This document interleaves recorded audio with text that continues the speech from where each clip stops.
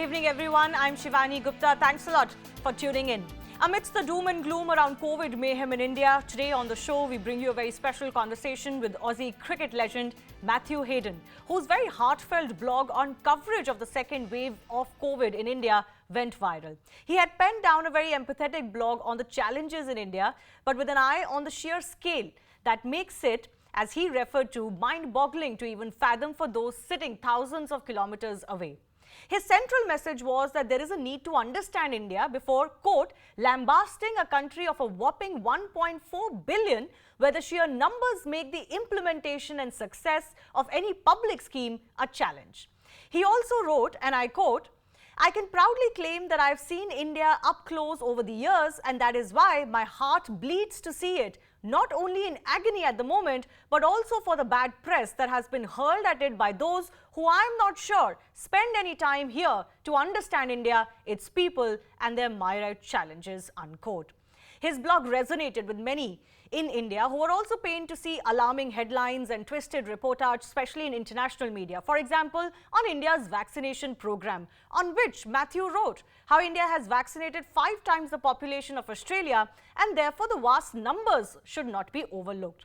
That special conversation with Matthew Hayden, the ferocious opener in his day for Australia, on his blog, talking about his feelings about the reportage on India in just a bit. First up, though, Singaporean Health Ministry has invoked its Protection from Online Falsehoods and Manipulation Act to issue directions to social media portals in view of the false assertion over a new COVID-19 variant originating in the country and its risks to India. Remember, yesterday, Delhi Chief Minister Arvind Kejriwal had come under scanner for his tweet suggesting that there is a new variant of coronavirus in Singapore that is proving to be dangerous for kids and one that could trigger a third wave in India. Singapore authorities had countered this assertion but have now also directed social media and other sites to issue a correction.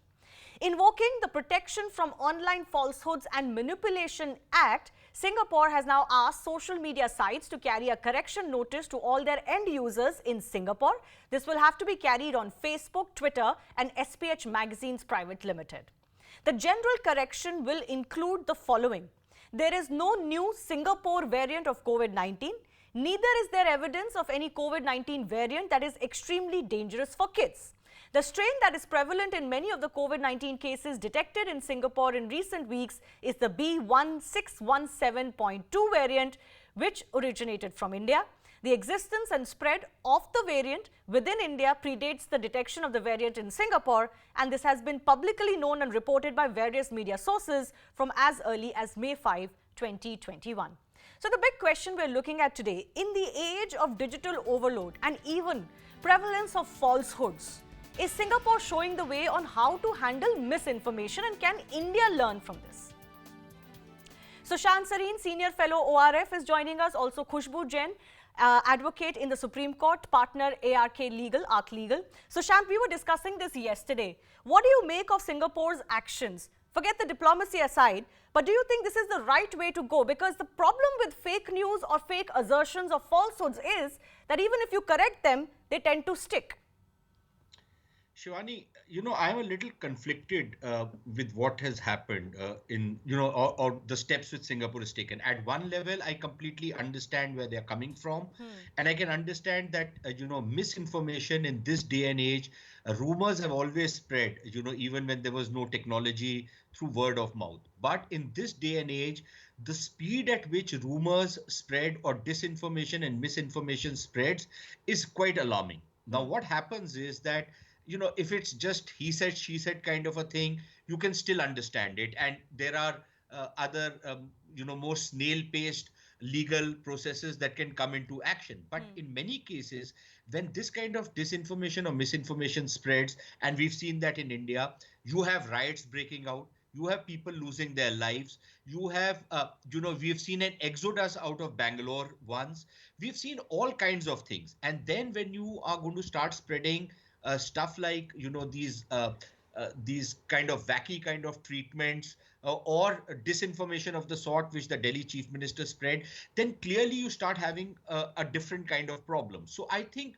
how do you draw the balance between the right to free speech, Mm-hmm. for people to express themselves, for people to question the authorities, for people to question the state, the governments, when they might be doing something wrong, and how to protect the public interest from, disinformation and misinformation. Now, unfortunately, what can happen with a very draconian law is that even bona fide criticism of the government or steps being taken by the government or not being taken by the government can fall under the ambit of that law, and you can actually crush all free speech.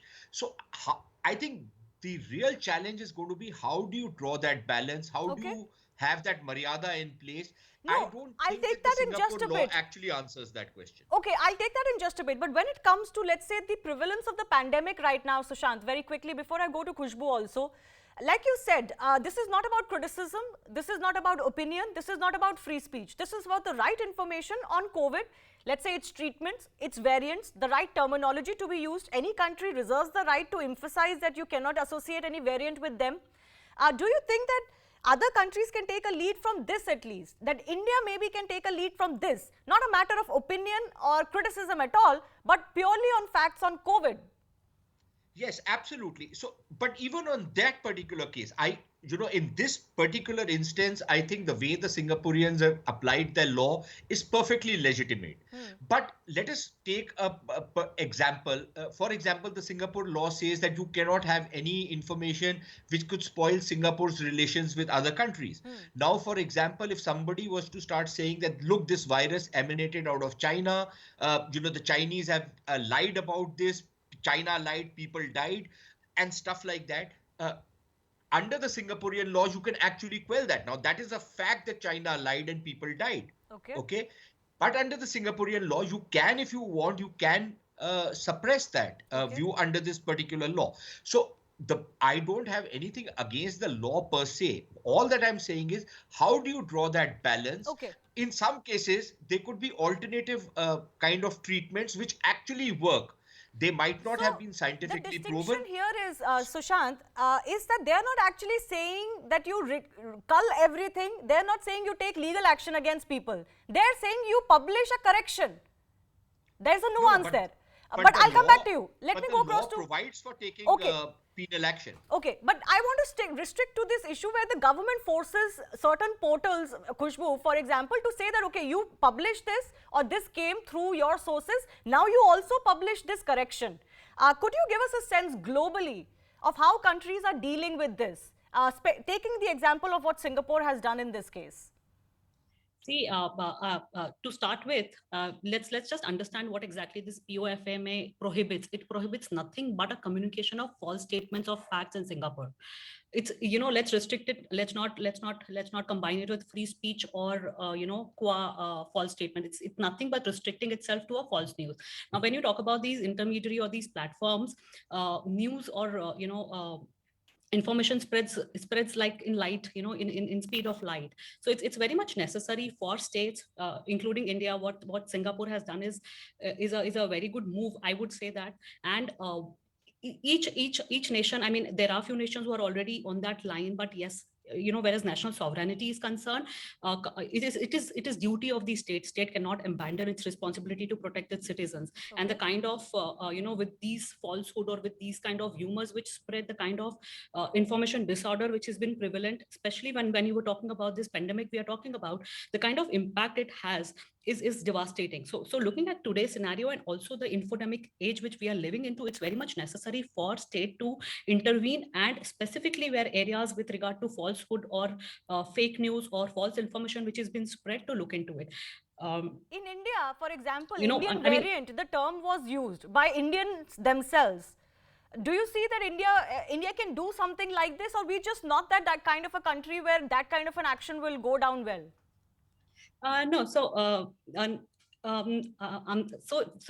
when you talk about using such words, yes, we need to be, our media houses or our platforms our users need to be little more careful. Whereas, using the word as Indian variant or any other country specific variant, we need to be little cautious about that. But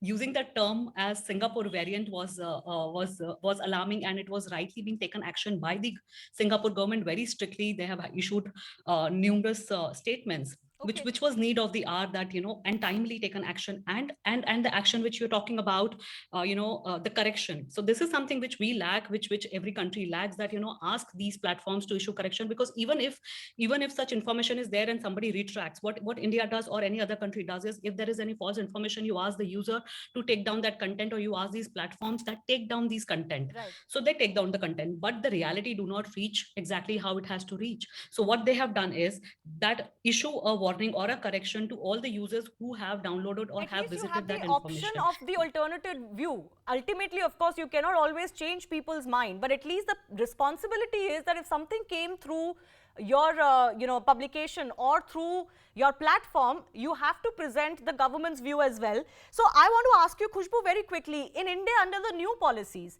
can India ask Facebook or Twitter to say that, okay, this ran through your platform, you have to necessarily publish what we are giving you as a correction now? Because that's what Singapore has done. No, so we do not have any specific law, whereas these kind of curbing with these kind of technology is concerned. We do have lot of we don't have any specific codified law in to curb, such as the one we have POFMA. We are talking about Singapore, but we do have IPC and ID Act and Disaster Management Act, which control a lot of fake news related things, and people can be punishable. But then only problem comes is, even if I enforce Section 66D of Information Technology Act, or 54 of Disaster Management Act, or IPC ka various sections, which is 505 or 153, even if there is the complaint has to go, the law enforcement have to go to these platforms, ask them that, okay, please take down this content, this is the FIR, and it's a lengthy process. Yes, and and we've half seen of the what time these happened. platforms. Yeah, no, we've seen what happened. There are tweets which continue to just be up even after the polices of various states or cities actually issuing a response saying this is false. So the responsibility of the platforms aside, Sushant, final thing, we all know fake news is dangerous. We all know that it spreads like wildfire. We all know that we need to do something. Why do we shy away from, an action like this? I'm not saying that you jail somebody, but at least make platforms responsible. Is even that very difficult? Because, India just has its own challenges. No, it's not difficult at all. There are many examples, and I completely agree with the lawyer on the panel with what she's saying. My only quibble is twofold. One is when you start defining that this particular thing is misinformation or disinformation, how do you actually define it? And that is where things start getting a little muddied. Okay. The second example I can give you is the German example, that if something like this, or especially some hate speech or something, is allowed on any of the social media platform, there are very, very heavy penalties, not only on the people who are peddling that, but on the platforms on which this is being carried. Now, that could be another, model for us to look at very, very carefully. Okay. So, yes, I think we can adopt the best practices from most of these models and perhaps apply them out here, because we desperately need something like this out here, because there's a lot of hate going around. There's a lot of violent speech going around. There's a lot of threats of rape and what have you going around, death threats going around, and not enough action is taken to curb that on the Indian. It just takes too very long, involving and there's a lot of courts and resistance police. from these platforms.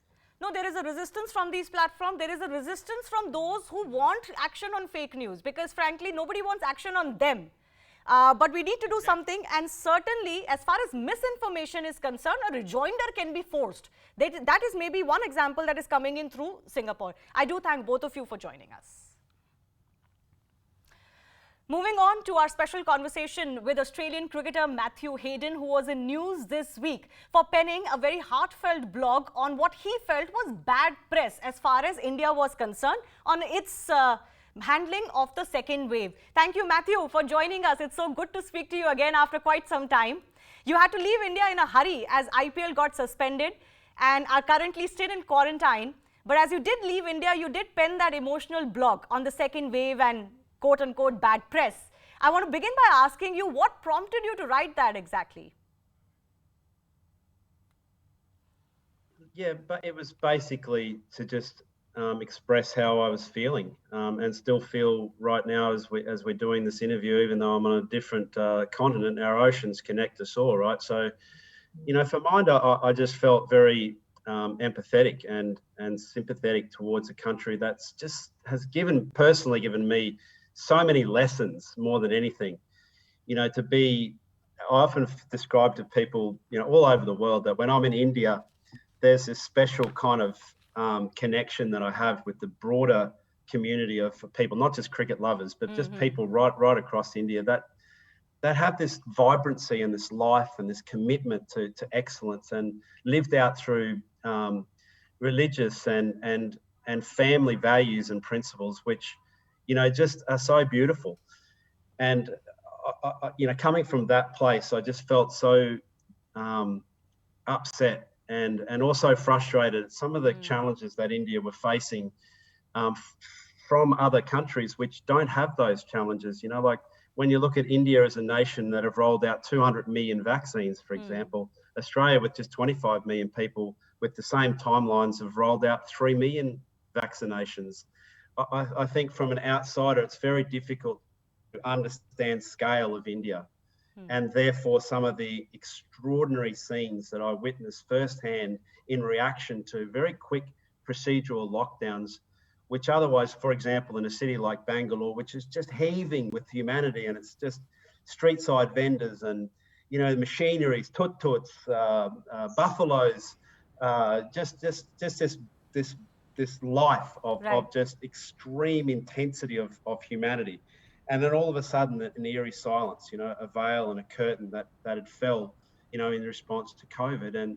And I also had an extraordinary respect because on scale, people were listening. And as I mentioned before, the messages coming from the IPL were messages of communal hope, were messages of medical observations, simple, almost like our anthem, as I penned in my note, the isolate, wash your hands, socially distance, all things that we live through this period and do. But, the IPL was carrying those messages.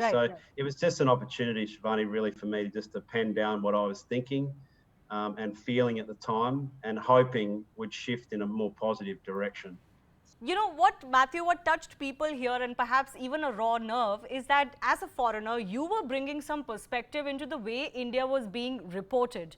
You mentioned how people who have not spent time here to understand Indian challenges, just a sheer challenge of the numbers, were trashing India's response without really keeping in mind that aspect of the population that India is dealing with.